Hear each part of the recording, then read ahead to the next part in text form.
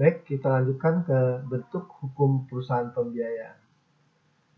Bentuk hukum perusahaan pembiayaan kita kenal hanya ada dua, yaitu perseroan terbatas dan koperasi.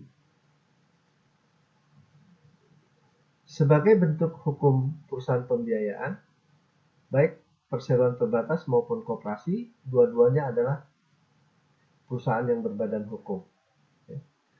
Sebagai perusahaan yang berbadan hukum, tentunya kita tahu bahwa tanggung jawab para pemegang saham di dalam perusahaan, di dalam perseroan terbatas maupun koperasi itu adalah terbatas, dan pendirian perusahaan, baik PT maupun koperasi, akta pendiriannya harus mendapatkan pengesahan. Kalau PT, pengesahan dari Menteri Hukum dan HAM, kalau koperasi dari Menteri Koperasi. Sekarang kita lihat tentang perseroan terbatas sebagai badan hukum. Sebelumnya kita sudah bicara tentang apa sih yang namanya perseroan terbatas ya, sebagai badan hukum. Ya. Perseroan terbatas sebagai badan hukum kan ada dua ciri yang ada di dalamnya. Yang pertama, akta pendirian, pengesahan pendiriannya harus disahkan oleh Menteri Hukum dan HAM. Dan yang kedua, ada pemisahan harta kekayaan antara harta kekayaan para pemegang saham dengan harta kekayaan perseroan terbatas. Karena dengan adanya pemisahan harta kekayaan seperti itulah, maka tanggung jawab pemegang saham di dalam perseroan terbatas adalah terbatas. Pengaturan perseroan terbatas di Indonesia itu sudah dimulai sejak tanggal 16 Agustus 2007. Ya, dengan diberlakukannya Undang-Undang Nomor 40 Tahun 2007 tentang perseroan terbatas yang menggantikan Undang-Undang perseroan terbatas sebelumnya, yaitu Undang-Undang Nomor 1 Tahun 95. Ya. Nah, sekarang kita lihat perseroan terbatas maupun koperasi itu adalah badan hukum. Sebagai badan hukum adalah suatu badan yang memiliki hak dan kewajiban untuk melakukan suatu perbuatan seperti manusia, memiliki harta kekayaan sendiri dan digugat dan menggugat di depan pengadilan. Artinya badan hukum ya itu bisa melakukan perbuatan hukum seperti manusia pribadi. Hanya badan hukum dalam melakukan perbuatan hukum akan diwakili oleh organ yang ada di dalam badan hukum itu sendiri. Ya. Misalnya kalau kita bicara perseroan terbatas, itu akan dilakukan oleh direksi sebagai organ yang ada di dalam PT.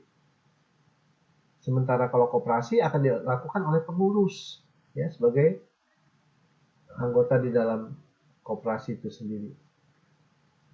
Dan badan hukum ya, itu dapat menggugat dan digugat di pengadilan, sama seperti halnya manusia pribadi. Ya.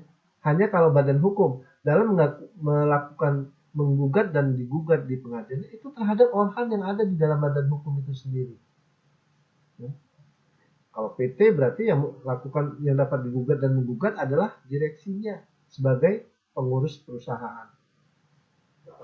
Kalau di dalam koperasi tentunya si pengurus koperasinya sendiri.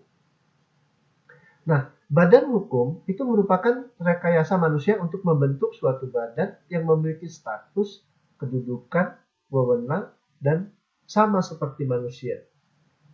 Karena itu badan hukum sering disebut dengan artificial person. Di dalam hukum, istilah orang itu mencakup makhluk pribadi, yaitu manusia dan badan hukum. Badan hukum yang dimaksud adalah perseroan terbatas dan koperasi. Karena keduanya merupakan subjek hukum. Ya. Sehingga keduanya adalah penyandang hak dan kewajiban. Sama seperti penyandang hak dan kewajiban manusia pribadi. Karena badan hukum, baik perseroan terbatas maupun koperasi adalah subjek hukum, maka ia merupakan badan independen atau mandiri dari para pendiri, anggota, atau penanam modal badan hukum itu sendiri. Nah, yang berikutnya kita lihat sekarang tentang koperasi sebagai badan hukum. Koperasi berasal dari bahasa Inggris yaitu cooperation, yang artinya usaha bersama. Dasar hukum koperasi di Indonesia itu didasarkan pada pasal 33 Undang-Undang Dasar 45 dan Undang-Undang Nomor 12 Tahun 2012 yang menggantikan Undang-Undang Nomor 25 Tahun 92 tentang perkoperasian.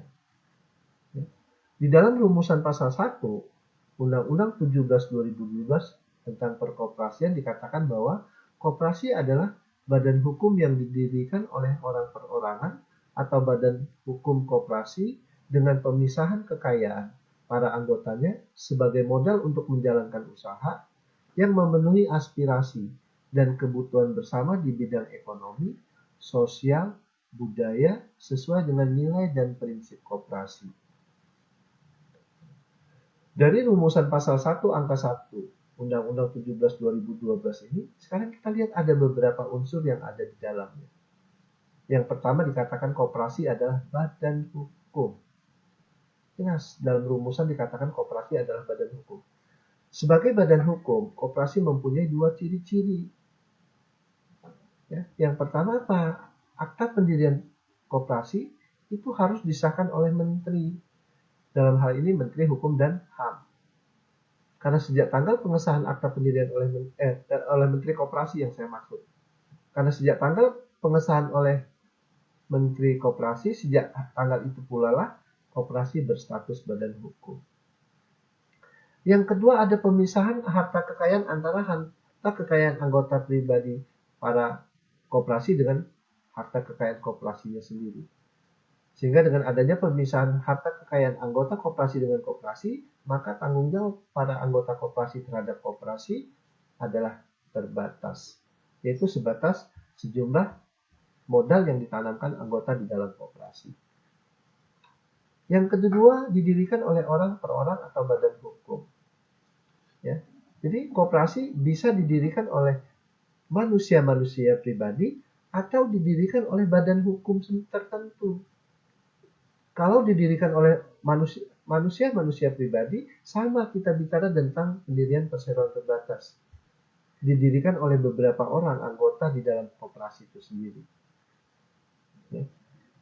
Di mana mereka menuangkan di atas kertas dalam bentuk perjanjian yang dijadikan sebagai anggaran dasar koperasi, kemudian dibuatkan akta pendiriannya yang selanjutnya dimintakan pengesahan oleh Menteri Koperasi.